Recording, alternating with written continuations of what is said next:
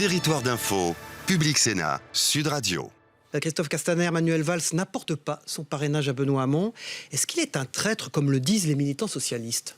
Vous savez, Benoît Hamon a voté une motion de censure pour faire tomber le gouvernement de Manuel Valls. Toute la difficulté pour de nombreux parlementaires du groupe socialiste, c'est que c'est le chef des frondeurs, celui qui a immobilisé l'action gouvernementale pendant 5 ans, qui se retrouve le représentant du parti. Donc je peux comprendre que pour Valls, je ne parle pas en son nom. C'était des primaires, c'était un engagement ferme, une promesse. Oui, enfin, je crois que Benoît Hamon s'est affranchi de cette promesse aussi en allant tout de suite dealer avec Europe Écologie Les Verts, y compris sur le dos de certains de ses petits camarades. Je crois que cette vieille politique-là, elle est un peu derrière nous, elle est un peu morte, et je ne peux pas, moi, m'exprimer au nom de Manuel Valls. Oui, mais si on comprend bien, ce matin, vous volez un petit peu au secours de Manuel Valls. Non, je ne peux pas m'exprimer en son nom, mais moi, j'ai écrit à Jean-Christophe Cambadélis pour lui dire que je ne pouvais plus être socialiste si on exigeait de moi que je soutienne Benoît Hamon. Donc, je remarque que Manuel Valls a une cohérence proche de la mienne, mais il n'empêche que je ne soutiens pas Manuel dans ses démarches et je ne suis pas son porte-parole, vous le savez bien. Il y a cette proximité dont vous parlez ce matin. Est-ce souhaitable que Manuel Valls soutienne finalement Emmanuel Macron avant le premier tour de la présidentielle, qu'il y ait un signe? Pour l'instant, ça n'a pas l'air d'aller dans ce sens-là, mais bon. Nous, on ne souhaite rien. On ne demande rien. Emmanuel Macron, il parle directement avec les Français. Mais pourquoi? Ça serait plus un caillou dans la chaussure qu'autre chose, le fait que Valls se dise j'appelle à voter Non, mais je crois que Valls est un homme libre et donc il fera ce qu'il veut. Oui. Emmanuel Macron ne le sollicite pas et donc il appartient à Emmanuel. Mais vous aimeriez qu'il le fasse ou pas? Moi, je crois que Manuel et Benoît sont enfermés aujourd'hui dans la conquête du Parti socialiste et préparent déjà la suite. Ils ont intégré la logique de la défaite du candidat Benoît Hamon. Et donc moi, je ne suis pas dans cette logique. Nous sommes plutôt dans la logique d'une conquête électorale autour d'Emmanuel Macron. Emmanuel Macron dit et répond: je n'ai pas ouvert une maison d'hôtes. En fait, il ferme la porte au nez de Manuel Valls. Il fallait faire un exemple. Il l'invite à venir ponctuellement, c'est le principe de la maison d'hôtes. Non, plus sérieusement, effectivement, nous ne voulons pas être le PS bis, l'UDI bis, nous ne voulons pas non plus être l'auberge de tous ceux qui ne se retrouvent pas dans François Fillon, nous voulons être une force de proposition. Emmanuel Macron construit une campagne pour les Français en faisant des propositions concrètes. Ça, on a bien entendu, mais simplement, comme on voit qu'il y a beaucoup de gens du Parti Socialiste qui essayent de vous rejoindre, on a l'impression qu'il a fait une victime, une sorte d'exemple avec Manuel Valls. Non, parce que la semaine dernière, il évoquait Marisol Touraine ou Ségolène Royal et en disant qu'elle n'incarnait pas le renouvellement qu'il appelait de ses soins. Il aurait pu utiliser la même formule pour Manuel Valls, qui est quelqu'un qui a fait toute sa carrière dans la politique, comme attaché parlementaire, etc.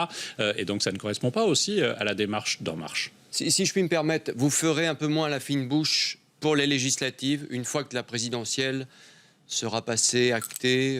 Pour les législatives, vous serez moins regardant? Je sais que c'est pas le sens de votre question, mais fine bouche, un petit côté prétentieux, c'est pas le cas. Les soutiens, les gens qui s'engagent sur le projet politique porté par Emmanuel Macron sont les bienvenus.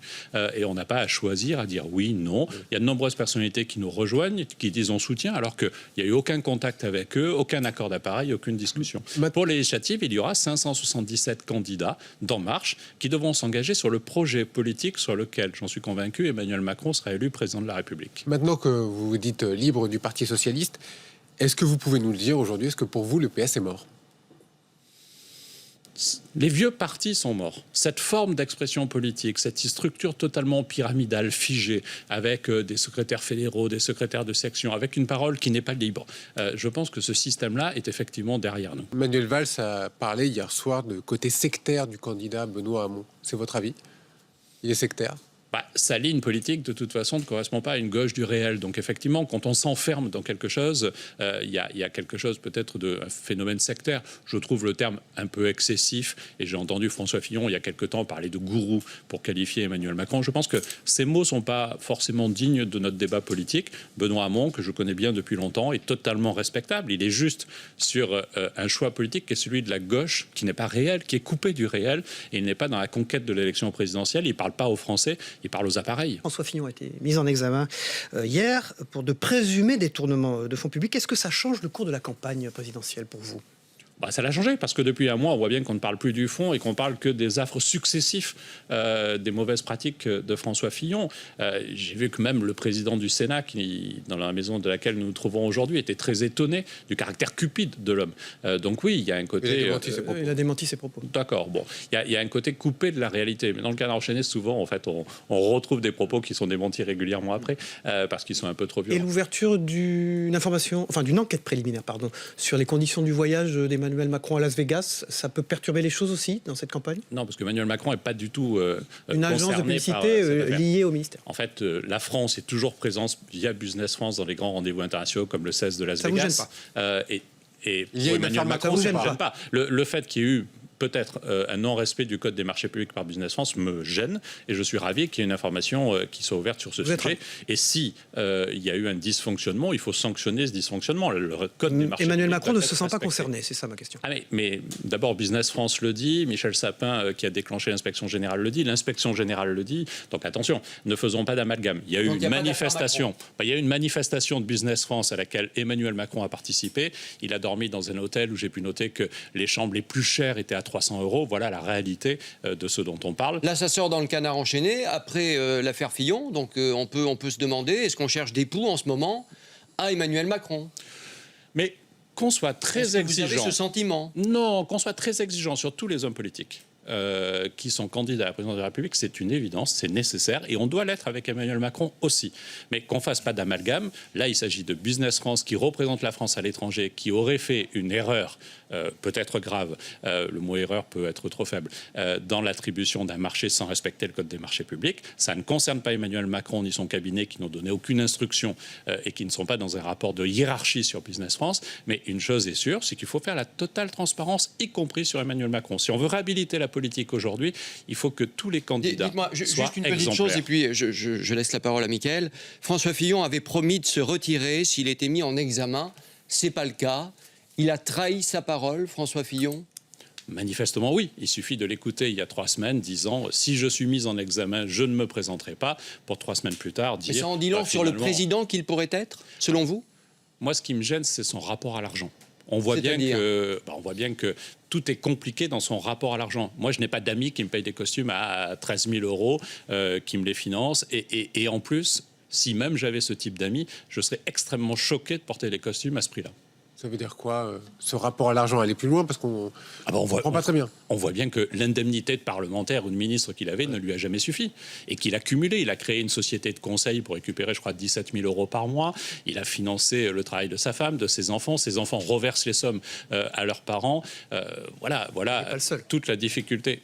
J'espère qu'il est le seul. J'espère qu'il est le seul à avoir embauché ses enfants et à avoir récupéré le pognon de Mais à ses créer enfants. des sociétés de conseil, Oui, c'est pour ça qu'il faut l'interdire. Christophe Emmanuel Castaner. Il faut Macron l'interdire. fait Des propositions Il faut très claires. Interdiction de tout cumul d'activités pour un parlementaire. Transparence totale sur nos indemnités, sur la façon dont on utilise l'argent public. Moi, je le fais comme député depuis 2012. Vous pouvez aller sur mon blog, vous verrez ma déclaration de patrimoine et ma consommation du fameux IRFM qui correspondent à nos frais de gestion. Parce que je sais la rupture qui existe avec nos concitoyens, jouant la on ne va transparence pas écœurer totale. un certain nombre de gens de faire de la politique. Vous savez, c'est le cas. La génération des années 60, 70, les meilleurs élèves, entre guillemets, s'engageaient en politique. Aujourd'hui, ils s'engagent ailleurs. Ils ne viennent plus en politique. C'est Mais ça. vous le la regrettez? réalité. Bien sûr. Mais c'est dur d'être élu. C'est dur parce que le regard de nos concitoyens sur nous est une grande violence. Et c'est pas la faute de nos concitoyens. C'est la faute de la dérive de certains personnages. Et quand ils sont candidats à la présidence de la République, effectivement, c'est très grave. Et ça alimente quoi? Le Front National, alors même que le taux d'élus condamnés dans le Front National est le plus élevé de France. Michael Zabès. Hier, Emmanuel Macron a présenté son volet justice dans son programme. Alors, il est pour l'aménagement des peines d'un côté et en même temps pour la tolérance zéro. C'est la synthèse, Emmanuel Macron? Emmanuel Macron, ce qu'il veut, c'est des choses qui marchent. C'est pas provoquer des faux débats comme celui de la majorité Qu'est-ce qu'il peut pénale. nous dire Mais là, que on ça se marche? dit, oui, non, mais voilà, comment ça peut marcher? Mais parce que vous prenez des mesures simples. Par exemple, les incivilités qui embolisent totalement nos tribunaux de justice. On met des contraventions extrêmement fortes.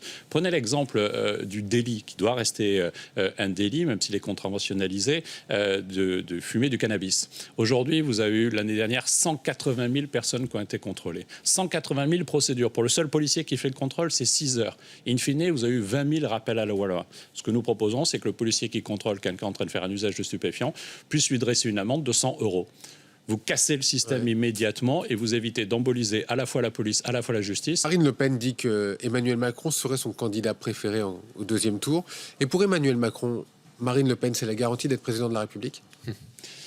Emmanuel Macron a lancé sa campagne dès la Mutualité le 12 juillet en disant « Je ne me résigne pas à un second tour avec Marine Le Pen, je ferai tout pour empêcher Marine Le Pen d'être au second tour ». C'est ça son engagement. Le lendemain de sa déclaration de présidentielle à la présidence de la République, il se rend à Marseille, il va sur les Mais vous terres de répondez pas Stéphane vraiment à la Ravier. question. Je comprends ce que vous voulez dire. Non, mais ce que je veux dire, c'est que pour nous, l'adversaire, et vous demandez ça à quelqu'un qui s'est retiré lors des élections régionales pour faire voter Christian Estrosi, pour empêcher le Front National. C'est notre ADN, le combat contre le Front National. Donc on se fiche de savoir si elle est battue au second tour. Ce qu'on veut, c'est qu'elle soit battue dès le premier tour. Le premier débat a lieu lundi soir. Je vous le confirme. Est-ce que ça va être haro sur Emmanuel Macron? Il faut demander ça à ses concurrents, mais effectivement, on peut sentir cela. On voit bien que Emmanuel est passé du statut de candidat qui devait exploser en plein vol au statut d'outsider. Aujourd'hui, il est le favori. Et on voit bien que ce soit à sa gauche ou que ce soit à sa droite ou à l'extrême droite, tout le monde lui tape dessus. Ce sera peut-être le cas. Comment il se prépare, justement? Il travaille ses dossiers, il n'a pas de préparation Il particulière. n'a pas de média training, comme on dit? Non, parce que vous avez pu remarquer qu'il est plutôt à l'aise sur les plateaux, comme il l'est dans les meetings. Il a quand même un talent assez fou d'adaptabilité face à ses interlocuteurs. Et donc oui, il fera face sans difficulté. Christophe Castaner, hier, à votre place même, Éric Ciotti accusait certains médias, BFM pour le citer, et son propriétaire Patrick Drahi, de soutenir clairement la candidature d'Emmanuel Macron. Qu'est-ce que vous lui répondiez à Éric Ciotti? Est-ce que Public Sénat soutient au motif Non, mais que nous, M. on Larcher... veille à un équilibre strict ce que je veux dire, au motif que des M. temps de Larcher... parole et des candidats. Non, mais c'est ne pas respecter les journalistes. Parce que ce que je veux dire sur Public Sénat, c'est qu'on peut se dire oui, mais alors comme Gérard Larcher soutient Fillon, Public Sénat soutient Fillon, c'est pas le cas. Non, la chaîne est totalement indépendante. Mais je le sais bien, c'est ce que je vous dis. Et il faut faire confiance aux journalistes. Avec une Alors, rédaction autonome. Vous savez, ce que M. Ciotti voudrait, c'est qu'on ne parle pas des affaires de M. Fillon. Or, ça intéresse les Français. Et donc BFM, TF1, France 2, tous les groupes médias en parlent et c'est logique. Vous savez, mettre en cause les institutions, ça commence souvent par mettre en cause les journalistes et leur liberté de parole. Nous, on s'y refuse.